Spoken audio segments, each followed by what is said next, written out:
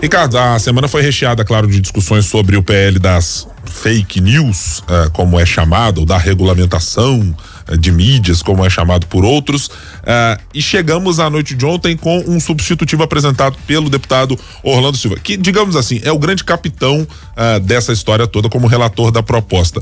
Foram apresentadas mudanças muito significativas. Essa mudança de última hora traz algum impacto novo para essa discussão? Acho que sim, Guilherme. A mudança deve facilitar a aprovação na próxima terça-feira, né? Curioso que foi aprovada a urgência sem o texto final efetivo, né?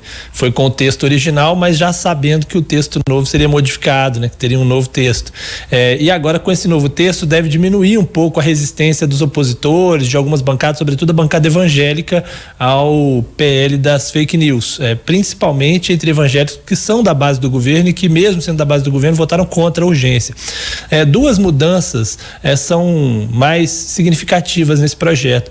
A primeira é porque o novo texto acaba com aquela agência reguladora que seria criada para fiscalizar as plataformas, poderia abrir processos, fazer punições às plataformas, né? Os opositores chamavam essa agência de Ministério da Verdade, apesar de ela ser autônoma, como outras agências que existem hoje, mas havia a preocupação de governo, né, interferir nessa agência de alguma maneira e que o governo tivesse o controle de dizer o que é verdade, o que é mentira. Esse era o argumento da oposição.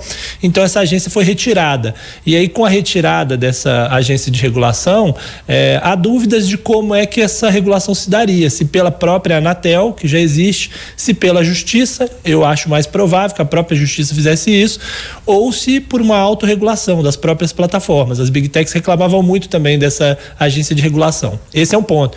E o outro ponto que foi modificado é que foi deixado mais claro, mais explícito, que o livre exercício religioso, de exposição de livros sagrados, dogmas das religiões, apesar disso já estar no projeto original, havia aí uma crítica de alguns setores dizendo que isso não estava muito claro, né? Inclusive havia uma notícia falsa de que o PL das fake news iria proibir a divulgação de alguns trechos bíblicos, o que não era verdade, mas nesse texto isso fica mais explícito, mais claro e deixa a bancada evangélica um pouco menos preocupada com esse projeto.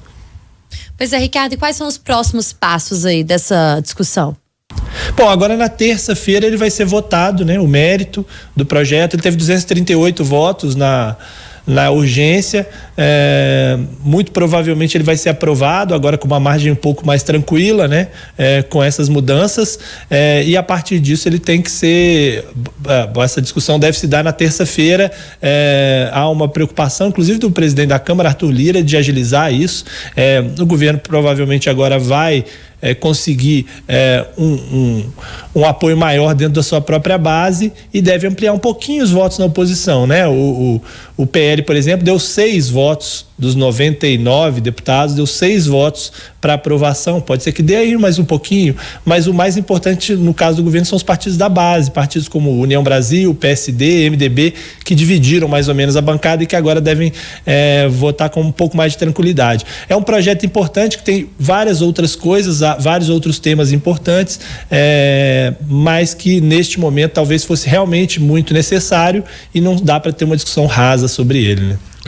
Tem 2 pontos que me chamam a atenção na proposta porque vão diretamente no coração. Aliás, há outros também, mas o primeiro deles sobre as empresas serem responsabilizadas pela divulgação de fake news por meio de contas que forem automatizadas, os famosos robôs que estão aí no Twitter, no Instagram, no Facebook, etc.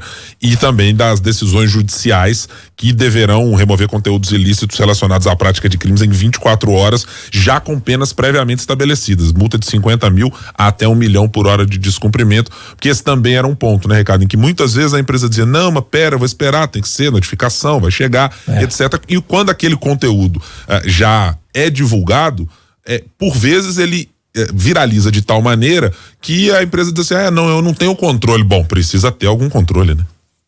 E a gente viu isso muito claro no processo eleitoral, até que o Tribunal Superior Eleitoral criou uma regra para os conteúdos relacionados à eleição fossem mais rapidamente retirados, né? Porque depois que fica um tempo no ar, a quantidade de compartilhamento, tirar ou não tirar do ar já não faz muita diferença, né? E tem outros pontos. Agora, tem um ponto que continua sendo polêmico, continua gerando discussão, mas os parlamentares, sobretudo o presidente Arthur Lira, não abre mão, que é o de estender a imunidade parlamentar, que já existe para os microfones da Câmara, para as redes sociais, o que significa que os parlamentares vão ter um pouco mais de liberdade para falar nas redes do que as outras pessoas comuns, e aí muitos desses parlamentares são exatamente os que promovem fake news, os que divulgam notícias falsas, os que espalham desinformação e que espalham muitas vezes discurso de ódio, e eles podem continuar fazendo se a imunidade for mesmo estendida, e pelo visto essa aí não sai de jeito nenhum do projeto.